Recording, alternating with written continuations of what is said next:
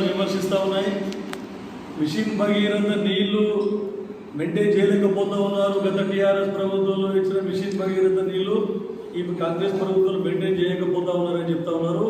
సిగ్గుచేటు వరకు కనీసం సిగ్గుచేటు ఉన్న సీసీ రోడ్లని దవ్వేసి నాసి రకం పైపులు వేసి కాంగ్రెస్ హయాంలో వాటర్ సప్లై గురించి వేసిన పైప్ లైన్లన్నీ మళ్ళీ తవ్వేసి మళ్ళీ వాళ్ళ కమిషన్ల గురించి అన్నీ ఎక్కడ అవసరం ఉన్న డయామీటర్ పైప్ లైన్లు వేయకుండా చివరి గ్రామాలకు నీళ్లు అందకుండా ఎన్నో సమస్యలను క్రియేట్ చేసి కాకపోతే వాళ్ళు వేసిన 5 సంవత్సరాల లోపల అన్ని పైపులన్నీ డ్యామేజ్ అవుతాము.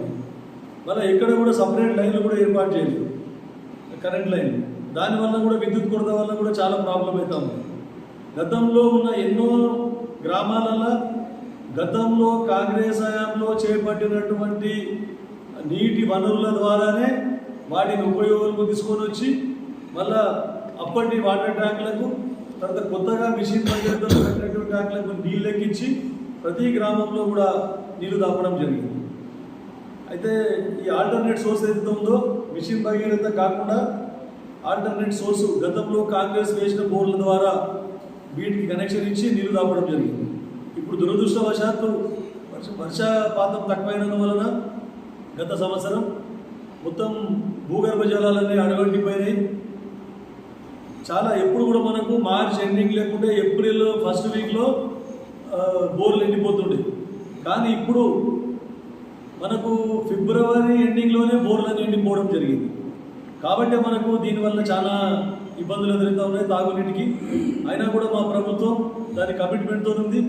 ఇంతకుముందే సి గారితో మాట్లాడిన మొన్న కూడా ఆర్డర్ రివ్యూ పెట్టిన గుడూరులో కొన్ని కారణాల వల్ల కొన్ని క్రషర్స్ కరెంటు సప్లై ఉండడం వల్ల అక్కడ కరెంటు లో వోల్టేజ్ వచ్చి నీళ్ళు వస్తలేవు. మళ్ళీ అక్కడ గుడూరులో ఫిల్టర్ బెడ్స్ అన్నింటినీ కూడా క్లీన్ చేపిస్తే అక్కడ నీటి శాతం పెరగడం జరిగింది, నీటి డెలివరీ పెరిగింది.